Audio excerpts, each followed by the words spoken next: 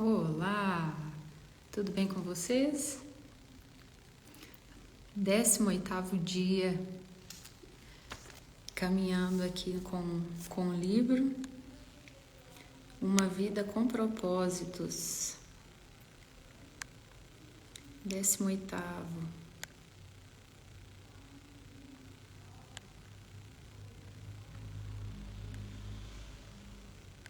Hoje eu estou no ambiente público, então serei mais breve, mas eu não poderia deixar de fazer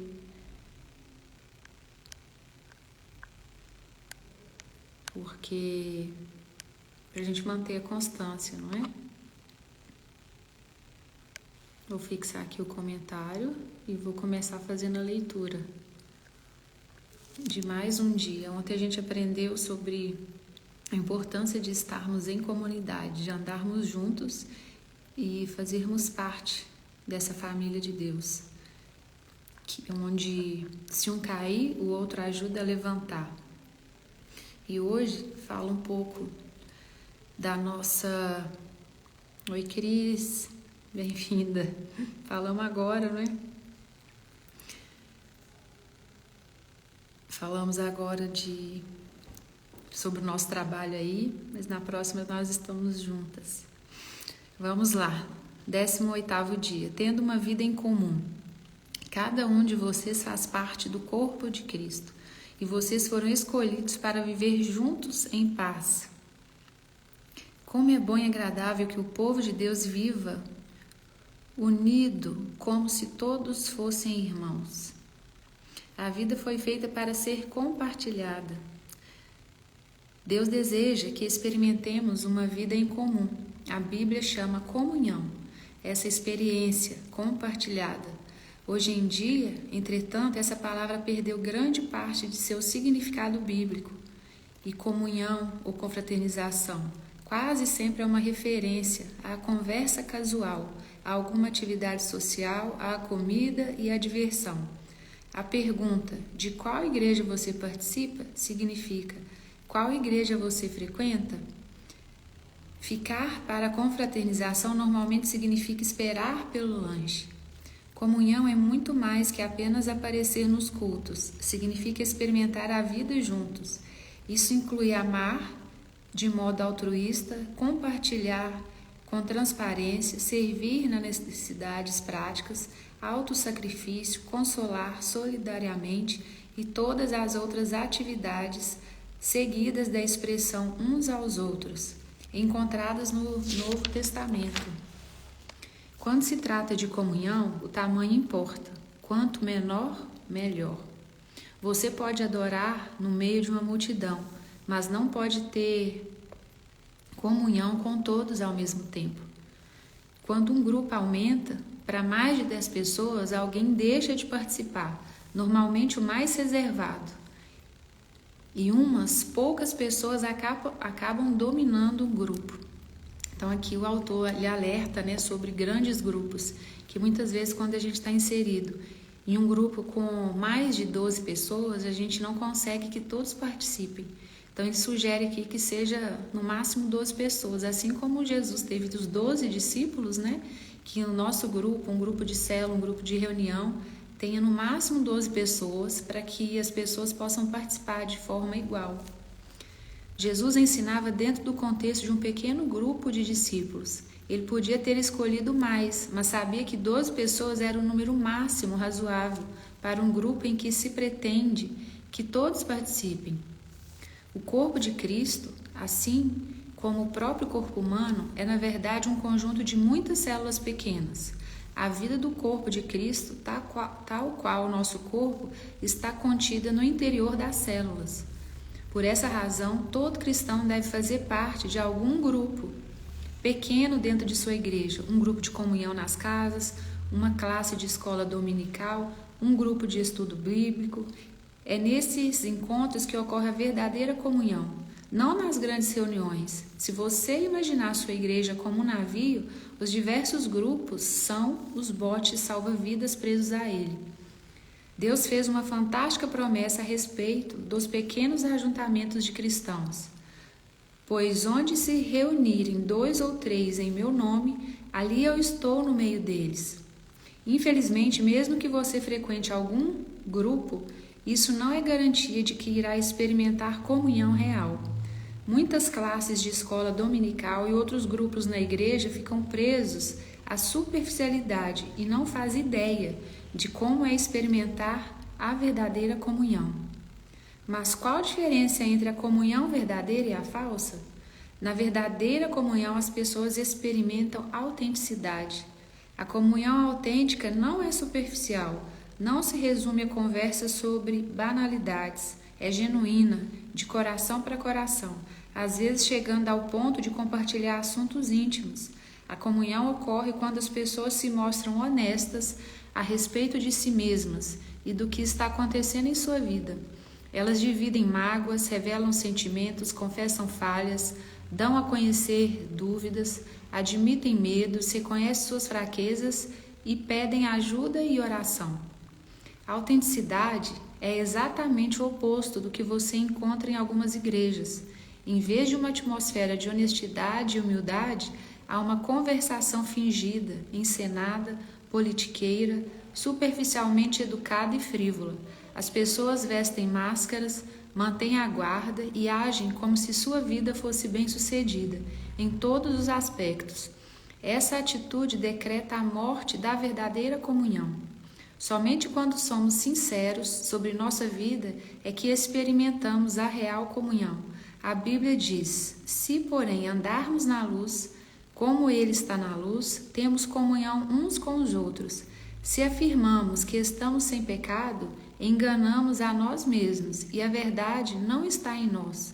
O mundo pensa que a intimidade ocorre no escuro, mas Deus diz que ela faz parte da luz. As trevas são usadas para esconder ferimentos, erros, medos, fracassos e falhas. É na luz que os trazemos todos para um lugar aberto e admitimos quem realmente somos. Naturalmente, ser autêntico exige coragem e, ao mesmo tempo, humildade.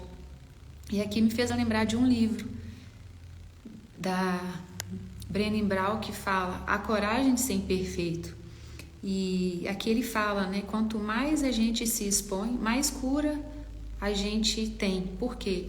É se abrindo ao próximo, abrindo o nosso coração para o outro, que ele pode dar um conselho, uma instrução, e é abrindo o nosso coração também para que essa luz chegue, porque se a gente fica na escuridão, nós mesmos não vamos ser tratados e muitas vezes nós não teremos consciência daquilo que a gente tem vivido e carregado.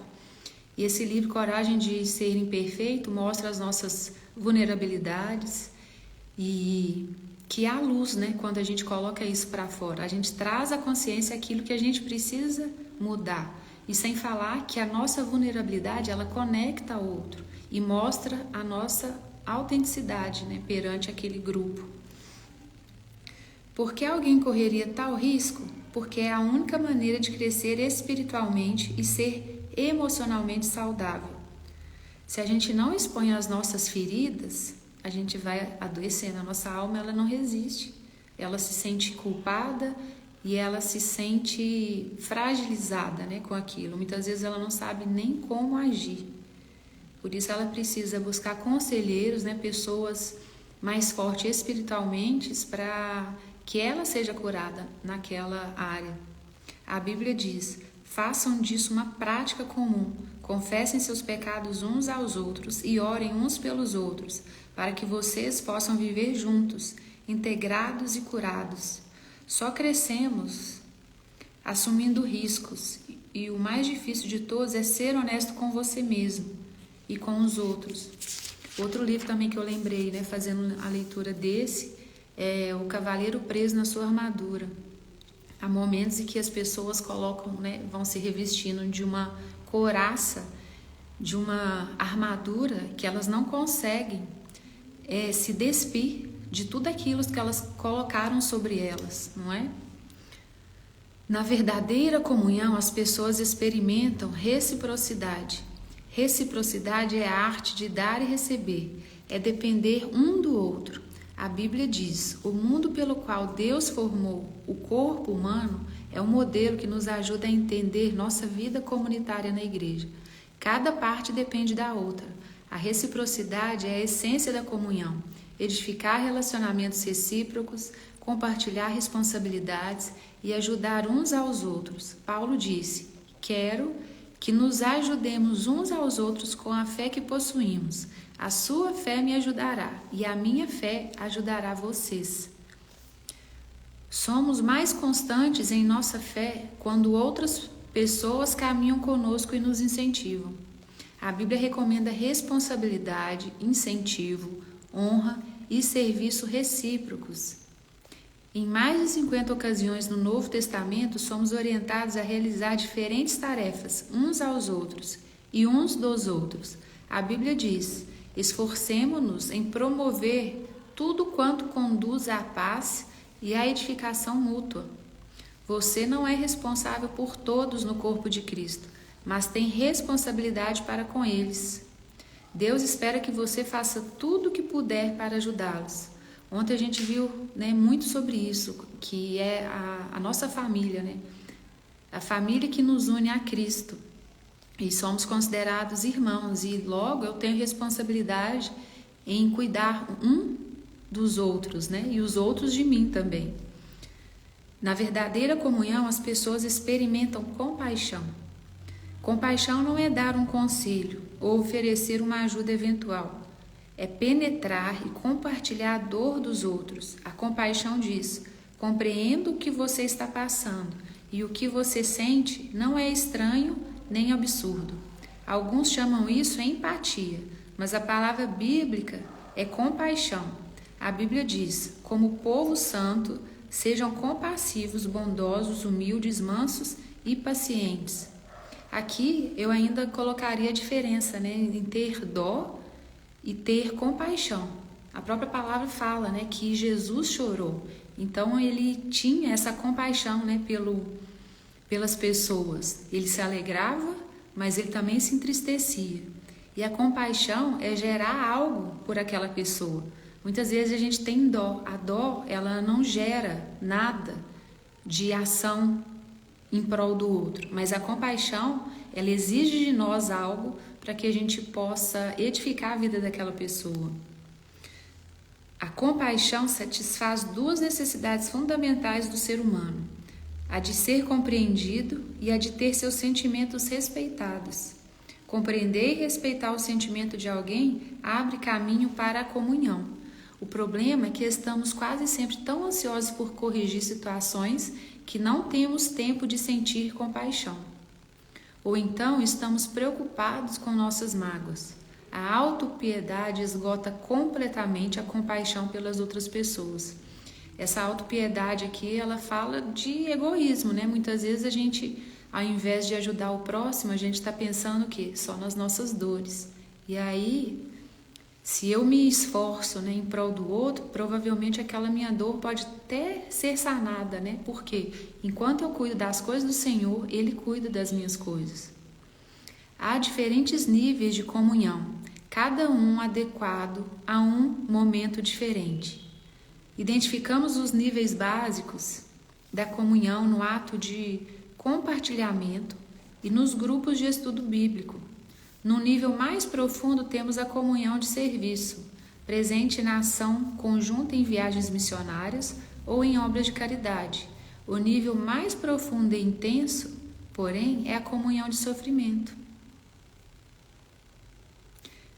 que ocorre quando tomamos parte da dor e das aflições uns dos outros e carregamos os fardos uns dos outros.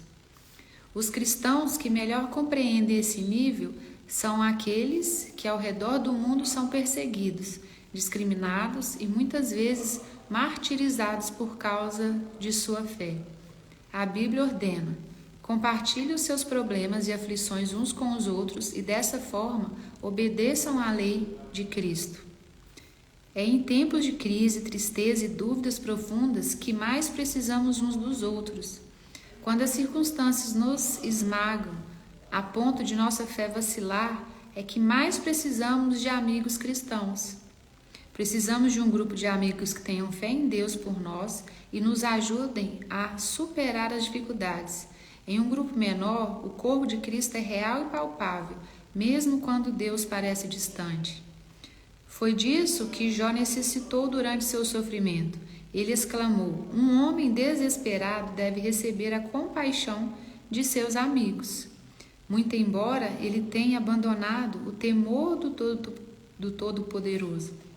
Nesses momentos aqui a gente vê, né, uma pessoa que está com alguém da família enfermo, muitas vezes ela não tem nem energia para fazer uma oração, porque as emoções estão abaladas. Então ela precisa de alguém que esteja em um contexto, né, de fora, para que gere esse espírito, né, de oração mesmo, para que possa ser luz na vida dela, porque no momento a vida dela, as emoções estão ali esmagando, e ela precisa de pessoas para sustentar em oração, né, a parte espiritual que vai sustentar a alma daqueles que estão ali naquele contexto de dificuldade. Na verdadeira comunhão, as pessoas experimentam misericórdia. A comunhão é um momento de graça em que os erros não são criticados, mas apagados. A comunhão acontece quando a misericórdia triunfa sobre a justiça. E quem nunca errou, não é? A gente precisa, né, exercer essa misericórdia àqueles que caem, né? Porque todos nós caímos e sabemos reconhecer que aquele irmão, ele está em dificuldade, que ele precisa de uma mão estendida ali para ele sem julgamento. E que esses pequenos grupos, né, fazem com que a gente possa estar juntos edificando a fé de cada um do outro, né? Todos precisamos de misericórdia, porque todos tropeçamos, caímos e precisamos de ajuda para retomar o caminho. Precisamos oferecer misericórdia uns aos outros e estar dispostos a recebê-la uns dos outros. Deus diz: quando as pessoas pecarem, vocês devem perdoá-las e confortá-las, para que não sejam vencidas pelo desespero. E muitas vezes a gente julga sem entender o real motivo daquilo. E mesmo que fosse justificado, né, não cabe a nós julgar. Cabe a nós procurar entender o que está acontecendo para que nós possamos ser conselheiros, né, daqueles que ali estão em tribulação. Você não pode ter comunhão sem que haja perdão. Deus adverte: jamais guardem rancor, porque a amargura e o ressentimento destroem a comunhão. E aqui, se a gente for falar do perdão, a palavra fala, né, que a gente deve perdoar 70 vezes 7. E se for pensar nessa conta matemática, o que seria? 490 vezes ao dia? Ou seja, então não é coerente. Aqui, com essa passagem, né, que fala em Mateus 18, diz que a gente deve perdoar porque 70 vezes 7, porque na verdade a gente não deve se ofender. E se eu me considero superior ao outro, eu vou ficar vítima, né, dessa questão do perdão, porque eu vou me considerar superior àquela pessoa. Então, na verdade, nós somos o quê? Nós somos iguais. Eu não estou nessa situação de estar sobre aquela pessoa. Eu não sou maior que aquela pessoa, nós somos iguais.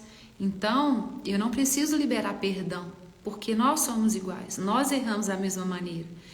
Então, eu não vou me ofender. Caso alguém faça algo em relação a mim, eu preciso ter maturidade, entender o momento difícil que aquela pessoa está passando, porque se ela está depositando aquilo em mim, é porque ela está ferida por algo, por alguém, algo que ela ainda não amadureceu, não gerou essa maturidade nela. Então não cabe a mim perdoar, porque eu não sou superior a ela, nós somos iguais.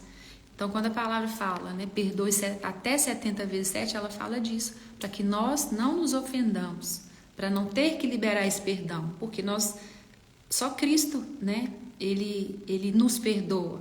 Se a gente falar em outras situações, não é justo que outro libere perdão sobre outro que são iguais, entende? Por sermos imperfeitos e pecadores, inevitavelmente magoamos uns aos outros, depois que passamos juntos há algum tempo. Às vezes magoamos uns aos outros intencionalmente e às vezes sem querer, mas de qualquer maneira faz-se necessária uma enorme quantidade de graça e de misericórdia para criar e manter a comunhão. A Bíblia diz: vocês precisam ter consideração para com as faltas uns dos outros e perdoar aos que lhes ofendem. Lembre-se, o Senhor perdoou vocês, por isso vocês devem perdoar uns aos outros. Está em Colossenses 3,13. Em Mateus também fala do perdão. A misericórdia de Deus para conosco é um estímulo para que sejamos misericordiosos uns com os outros. Lembre-se, jamais lhe será pedido que perdoe alguém mais do que Deus já lhe perdoou. Então, se nós erramos tanto, né, e Deus nos perdoou, quem somos nós para querer julgar o outro e se sentir maiores por achar que nós temos que perdoar alguém, não é? Sempre que for magoado por alguém, você terá uma escolha: usar sua energia e seus sentimentos para buscar vingança ou para encontrar uma solução. Você não pode optar por ambas as coisas. Muitos relutam em praticar a misericórdia, porque não sabem a diferença entre confiar e perdoar. Perdoar é esquecer o passado. Confiar tem relação com o comportamento futuro. O perdão deve ser imediato. Perdão é decisão.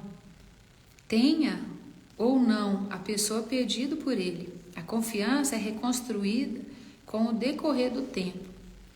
E aqui, né, essa passagem, né, que o autor fala, a gente fala muito dessa questão, né, do perdão, porque a gente fica na dúvida, né, se eu perdoo, eu tenho que conviver com aquela pessoa? Não necessariamente, porque ela quebrou ali um princípio, né, da confiabilidade. Então, é claro que eu tenho que exercer sobre ela, né, uma misericórdia, entender por que aquilo aconteceu, mas não quer dizer que eu vou caminhar diariamente com ela. Mas aquilo não gerou ofensa em mim, aquela pessoa está liberada, né, para seguir, para prosperar, para crescer. Confiança exige antecedentes. Se alguém magoa repetidamente, Deus lhe ordena que perdoe imediatamente, mas não espera que você volte a confiar imediatamente ou que continue permitindo que tais pessoas o magoem. Então, no caso de uma amizade, né, se teve uma ruptura, né, da confiança, não quer dizer que vocês têm que ser amigos novamente. Você exerce essa misericórdia em relação à mágoa, né, do outro, mas não quer dizer que vocês têm que manter aquela relação como ela era antes, porque algo foi quebrado ali. Então vai demorar, né, um tempo, vai ser necessário um tempo para que as partes se ajustem, né, se for realmente da vontade, né, se elas têm a mesma visão, têm missões únicas, né, vamos falar assim. Elas devem mostrar que mudaram com o tempo. O melhor lugar para restaurar a confiança é no contexto de apoio mútuo de um grupo que promova tanto o encorajamento quanto a responsabilidade mútua. Você experimentará muitos outros benefícios ao fazer parte de um grupo da igreja comprometido com a verdadeira comunhão. Trata-se de algo essencial à vida cristã e não pode ser ignorado. Há mais de 2000 anos, os cristãos vêm se reunindo regularmente em grupos para buscar comunhão. Se você nunca fez parte de um grupo ou de uma reunião como essa, não sabe o que está perdendo. Inclusive, quem não faz parte, né, de uma reunião de comunhão como essa, pode me chamar que eu tenho várias para indicar. Inclusive, eu tenho uma em casa, tá bom? Todas as quartas, amanhã à noite eu tenho, inclusive, em casa. Pode me chamar aqui. No próximo capítulo, veremos o que é necessário para criar esse tipo de comunidade com os outros fiéis. Mas espero que este capítulo o tenha deixado ansioso para experimentar a autenticidade, a reciprocidade, a compaixão e a misericórdia da verdadeira comunhão. Você foi criado para viver em comunidade. Então, a gente tem um feriado amanhã, né? E as pessoas ficam juntas. E mais do que isso, Deus quer relacionar conosco e pede que nós nos relacionamos, além dele, né, uns com os outros. E ele fala, né, de como é poderoso esses encontros, onde uns ajudam os outros, uns levam luz aos outros, né, conselhos, instrução, edificação, né, a cada um. Pensando sobre o meu propósito de vida, dia 18. Então, o que o autor deixou aqui para a gente meditar? Tema para refletir. Preciso de outras pessoas em minha vida. Afinal de contas, ninguém vive sozinho, né? Em Provérbios fala que não é sábio o homem ficar só. Versículo para memorizar está em Gálatas 6:2. Compartilhem os seus problemas e aflições uns com os outros e dessa forma obedeçam à lei de Cristo. Aqui a gente pode gerar até uma analogia, né, com os profissionais, né, da área de saúde mental, né, os psicólogos, até psiquiatras, né, que existem, né, as sessões para que o paciente vá para falar, né, das suas emoções, para falar do que tem vivido, para colocar aquilo para fora e muitas vezes receber o que? Direcionamento. E nós, como família da fé, nós podemos ajudar uns aos outros. Não estou falando que é para substituir, né, salvo alguns casos que a gente tem que tratar, né, de forma específica. A gente tem as áreas espiritual, mental e área física, e a gente tem que entender qual que é a área, né, que está sendo ali necessitada, né, de cuidados. E ele deixa para nossa meditação. O que posso fazer hoje para me unir a outro irmão de maneira mais íntima e verdadeira? Então aqui o que Deus quer ter conosco é intimidade e sinceridade. Ele espera que nós sejamos sinceros com eles, né? Quando a gente fala em oração, o que é oração? É ter conversa sincera com Deus. Então, quando a gente faz isso, a gente dá clareza a nós mesmos e Deus coloca no nosso coração estratégias para que a gente possa vencer aquela dificuldade. E de maneira, de forma comunal, né? Vamos falar assim, em comunhão, a gente tem o que? Os nossos irmãos da fé, que nós temos ali, né, um ambiente seguro, de confiança, para que a gente possa desabafar, pedir conselhos e receber instrução dessas pessoas, não é? Então aproveite aí o dia de feriado, descansem, mas fiquem juntinhos, né, para receber um do outro essa porção aí de conselho, de instrução, de carinho, de amor, de comunhão, de compaixão, que cada um de nós pode desenvolver, né, e aprender a ter com cada um de nós, porque nós carregamos o Espírito de Deus em nós e nós temos essa porção do Espírito, né, esses pensamentos do alto, com bondade, com benevolência, com compaixão e misericórdia, para que nós exerçamos isso uns com os outros. Amém? Obrigada por hoje, obrigada, Cris, obrigada quem vai ouvir essa live depois, e qualquer coisa, qualquer comentário, qualquer dificuldade, pode me chamar aqui. Se quiser fazer uma visita também em minha casa, na quarta-feira nós temos reunião, ou se quiser só conversar, eu estou à disposição, tá bom? Um beijo para vocês. Tchau, tchau.